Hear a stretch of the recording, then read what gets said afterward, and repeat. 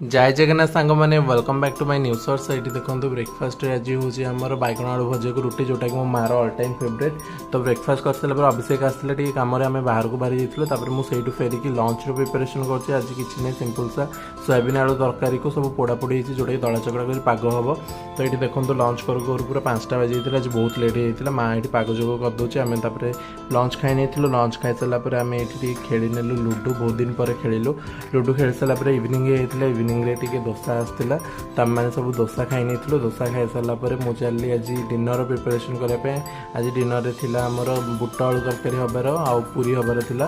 तो मुझे बुट आलू तरकारी कर सारी कर सारापर समस्त इच्छा है टी काकुड़ी खायापे। तो मुझे लुण लंका लंका गुंड पकईकी नहीं जाऊँगी।